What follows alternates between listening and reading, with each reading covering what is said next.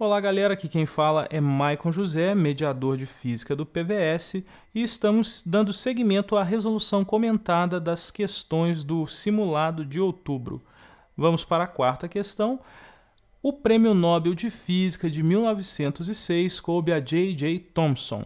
Ele determinou a razão entre a carga e a massa do elétron igual a 1,7 vezes 10 elevado a 11 coulomb por quilograma. Coulomb é a unidade de carga elétrica. Considere uma corrente elétrica de 10 amperes circulando por um condutor. O intervalo de tempo necessário para transportar 1 grama de elétrons é... Bom, aqui vamos então entender alguns conceitos, já que nessa altura do campeonato nós ainda não iniciamos elétrica. Então a gente sempre vai falar que os componentes eletricamente carregados a gente divide eles em positivos ou em negativos. Os positivos têm a vir dos prótons, que são partículas que ficam lá dentro do núcleo do átomo. E os elétrons fazem a carga elétrica negativa, que a gente vê que são os que ficam orbitando o átomo. Que aí, para quem lembra das aulas de química, você tem aqui o núcleo do átomo e em volta dele ficam aquelas trajetórias elípticas, onde a gente tem a famosa eletrosfera. Então aqui ficam os elétrons e aqui ficam os prótons positivamente carregados. Mas isso já traz uma ideia interessante para a gente. Eles têm essa propriedade da carga elétrica. Da mesma forma que outros vão ter uma propriedade de massa, essas partículas têm a propriedade de carga elétrica. A carga elétrica a gente mede com uma unidade chamada coulomb, em homenagem ao cara que pesquisou essas coisas. E aí, o que ele está dizendo para a gente é que a relação entre a massa do elétron e a carga dele é 1,7 vezes 10 a 11 coulomb por quilo.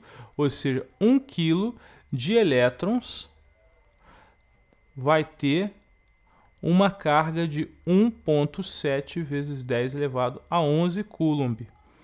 E agora ele pede para a gente o intervalo de tempo necessário para transportar 1 grama. Mas aí a gente tem que entender aonde que vai entrar o tempo aqui. Vamos falar brevemente sobre como funciona a eletricidade. Voltando ao nosso modelo atômico, o próton, que é a carga positiva, ele fica muito presinho no núcleo do átomo, submetido a umas forças muito fortes.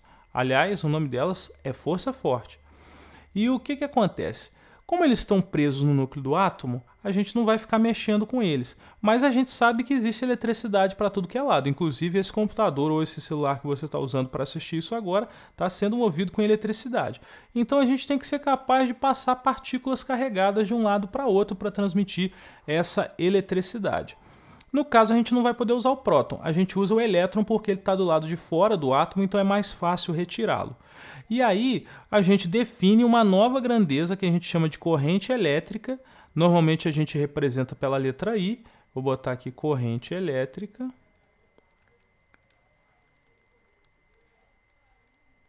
E a graça da corrente elétrica é o seguinte: ela vai ser a quantidade de carga, então vou botar aqui um ΔQ, para representar a carga, no intervalo de tempo. Então, se eu passo 10 coulomb em 10 horas, eu estou passando uma corrente de 1 ampere, de 1 coulomb por hora. Só que isso foi só um exemplo grotesco. A gente sempre trabalha com o sistema internacional e no sistema internacional a nossa unidade vai ser o quê? Vai ser o coulomb por 1 segundo, já que o tempo é segundo. A essa unidade a gente dá o nome de ampere, em homenagem a outro físico. Então, quando ele diz para a gente que tem uma corrente de 10 amperes, ele está querendo dizer para a gente que passam 10 coulomb por segundo. E agora a nossa questão fica fácil. Primeiro a gente quer determinar quanto que é em carga 1 grama de elétrons. Então, voltando à nossa primeira proporção, eu vou ter 1 quilo de elétrons me representando 1,7 vezes 10 a 11 coulomb. Se eu quero só 1 grama, eu vou ter quanto? Aqui é fácil da gente perceber isso, porque de 1 quilograma para 1 grama eu tenho 10 a menos 3. Então aqui eu vou ter 10 a menos 3 também. Vai ser 10 a menos 3 vezes 1,7 vezes 10 a 11 coulomb, que vai ser igual então a 1,7 vezes 10 elevado a 8 Coulomb, que eu tenho em 1 grama. Ok, eu quero então passar uma quantidade de carga de 1,7 vezes 10 elevado à oitava potência Coulomb, com uma corrente elétrica de 10 Coulomb por segundo. E eu preciso descobrir quanto tempo eu demoro para fazer isso. Bom, aqui as unidades já indicam para a gente que eu preciso dividir um pelo outro, porque aí o Coulomb cancela com o Coulomb e o sobre segundo invertido vai virar o segundo, que é a nossa unidade de tempo. Então eu posso escrever aqui que o meu intervalo de tempo vai ser a minha carga dividida pela corrente elétrica correspondente, ou seja, 1,7 vezes 10 elevado à oitava potência Coulomb dividido por 10 Coulomb por segundo.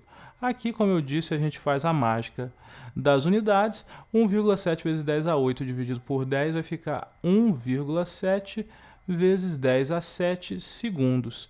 Só que ele pede para a gente comparar em relação ao ano, sabendo que um ano é 3,2 vezes 10 a 7. Então eu vou escrever aqui para a gente, ó, um ano corresponde a 3,2 vezes 10 a 7 segundos. O meu intervalo de tempo ele é de 1,7 vezes 10 elevado a 7 segundos. Ele vai corresponder a quanto tempo? Bom, aqui a gente pode simplesmente estabelecer, caso não esteja visualmente parecido, né, a gente pode fazer a seguinte relação. Dividir 1,7 vezes 10 a 7 segundos dividido pelo tempo de um ano, 3,2 vezes 10 a 7 segundos. Isso vai dar aproximadamente 0,5, embora a gente saiba que o mais correto seria se fosse 3,4.